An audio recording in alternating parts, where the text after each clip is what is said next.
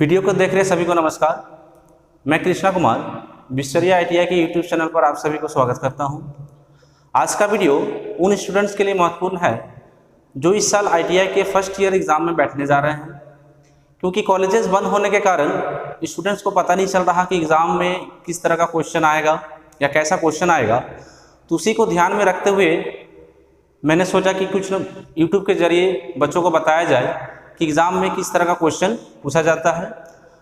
तो हम लोग सबसे पहले स्टूडेंट्स को ये बताना चाहेंगे कि आपका ITI में सिलेबस क्या क्या है, मतलब किस किस चैप्टर से आपका क्वेश्चन पूछा जाएगा। तो सबसे पहले आप ये जानिए कि वर्कशॉप कैलकुलेशन साइंस में वर्कशॉप कैलकुलेशन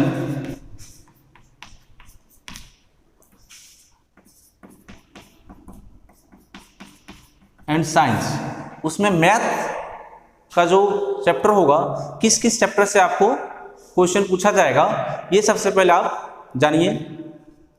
पहला चैप्टर है हम लोग का फ्रैक्शन, भिन्न। दूसरा हम लोग को पढ़ना है स्क्वायर एंड स्क्वायर रूट।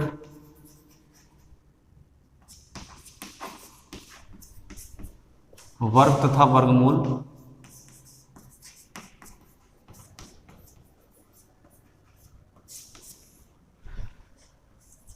तीसरा हम लोग को पढ़ना है परसेंटेज।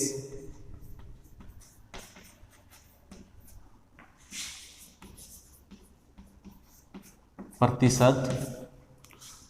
चौथा हम लोग को पढ़ना है रेशियो एंड प्रोपोर्शन।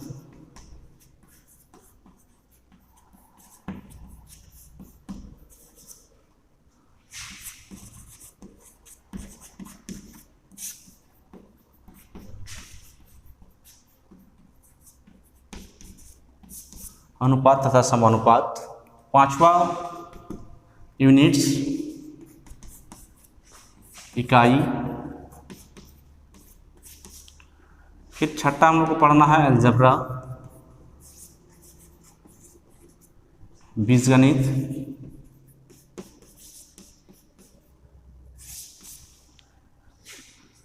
फिर हम लोग को पढ़ना है मेंसुरेशन।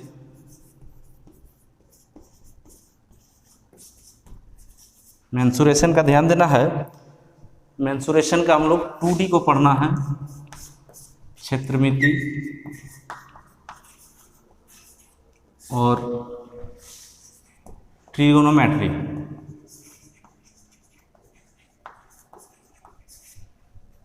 त्रिकोणमिति।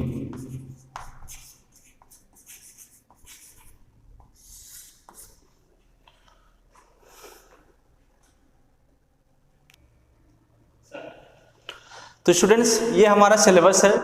आपको एग्जाम में इस 8 चैप्टर में से किसी भी चैप्टर से क्वेश्चन पूछा जा सकता है। तो आपको ये 8 चैप्टर आपको बढ़िया से करना है ताकि आपका एग्जाम में क्वेश्चन न छूटे।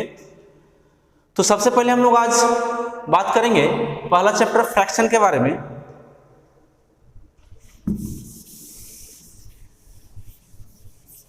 तो जैसा कि मैंने शुरू में ही कहा कि ये उन स्टूडेंट्स के लिए खास महत्वपूर्ण है जो इस साल ITI में बैठने जा रहे हैं। तो वीडियो को अंत तक जरूर देखिए। वीडियो अच्छा लगे तो लाइक और हमारे चैनल को सब्सक्राइब जरूर कर दीजिए ताकि आगे आने वाले हर एक चैप्टर का वीडियो आपको मिलता रहे, जो कि आपके लिए बहुत ही महत्वपूर्ण है। तो चलिए हम लोग स्टार्ट करते हैं। आज का पहला क्वेश्चन फ्रैक्शन से। हम लोग बेसिक से लेके एवरेज और टफ तीनों टाइप का क्वेश्चन को बताएंगे। तो सबसे पहले आज हमारा जो टॉपिक है वो बेसिक क्वेश्चन का रहेगा। तो सबसे पहले आपका जो क्वेश्चन है, इस तरह का क्वेश्चन आपको एग्जाम में पूछा जा सकता है, जैसे कि निम्न में उचित भिन्न है। मतलब आपको पूछा जा रहा है कि प्रॉपर फ्रैक्शन। 4 ऑप्शन आपके पास दिया जा रहा है।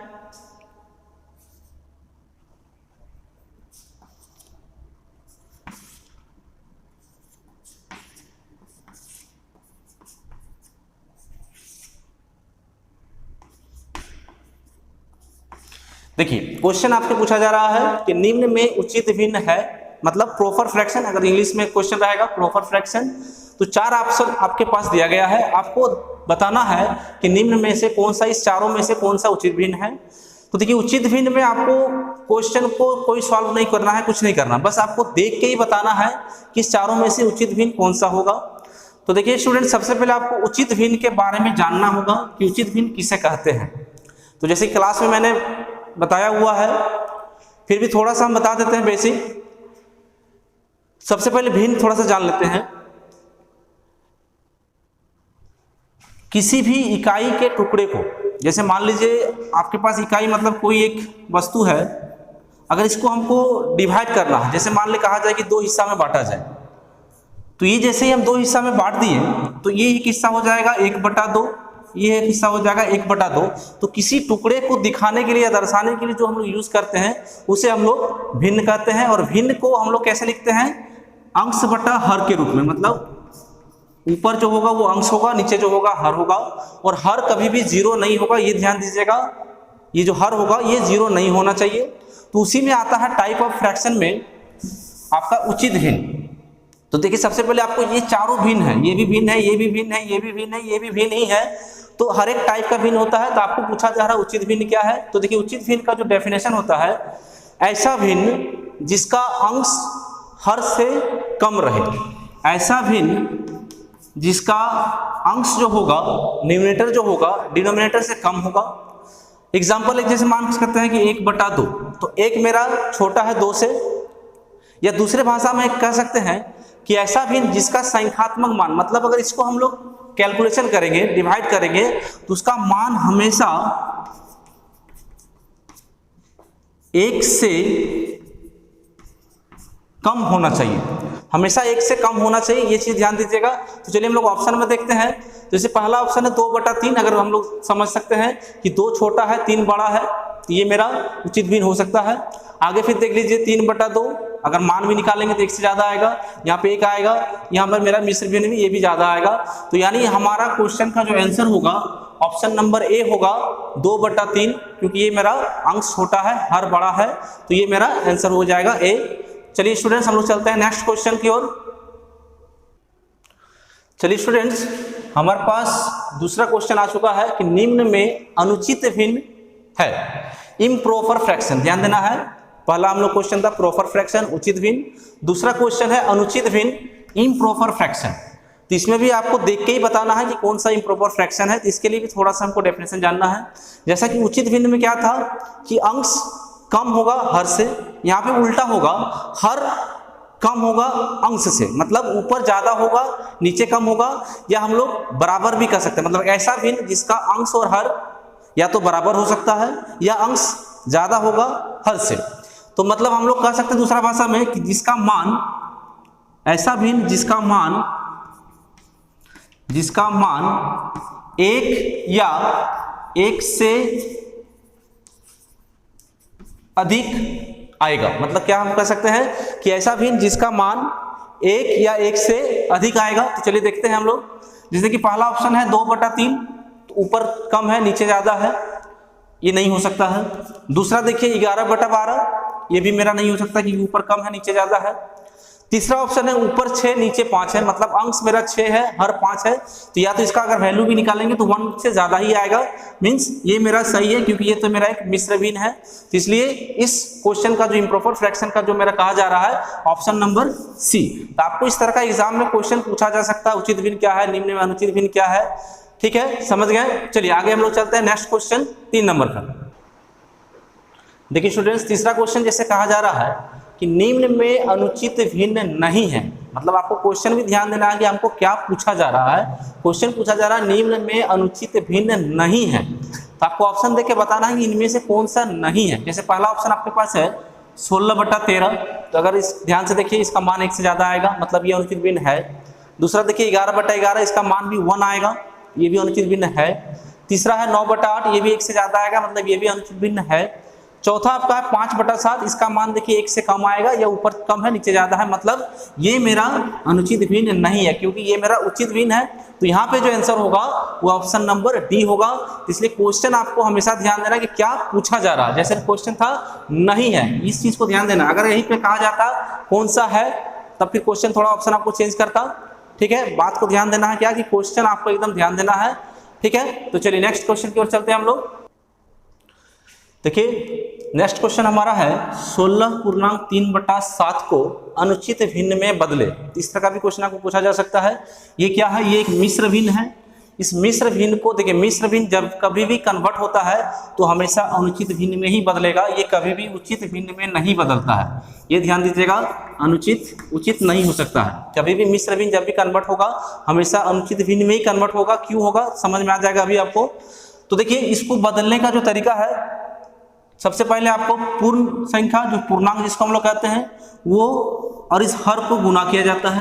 तो 16 गुना 7 कितना हो जाएगा 112।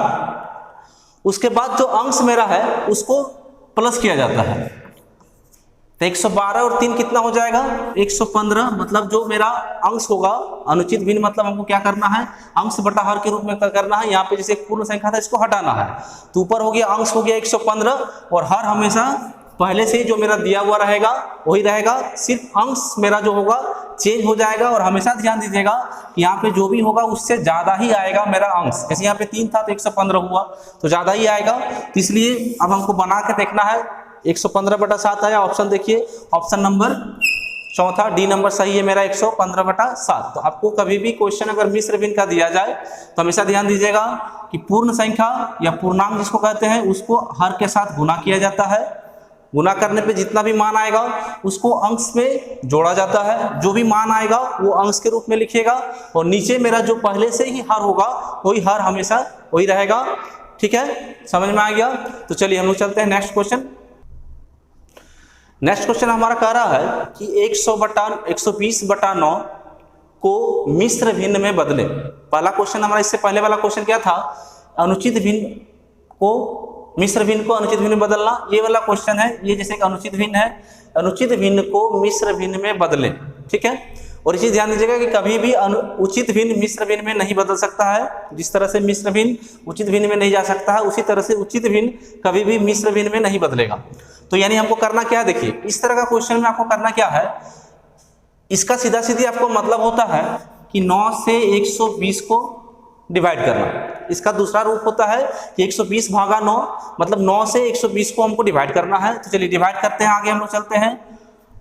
क्योंकि देखिए सबसे पहला अंक मेरा 1 है, 9 से छोटा है, तो दूसरा अंक जाना पड़ेगा 12, 3 बचा, 9 गुना 3 27। और आगे हमको पॉइंट पे नहीं जाना, बस इतने में ही हमको काम है। तो देखिए एक चीज सबसे पहले ध्यान दीजिएगा कि हर मेरा पहले से जो रहता है हर मेरा हमेशा वही रहेगा। अगर 9 है तो हर 9 ही जाएगा।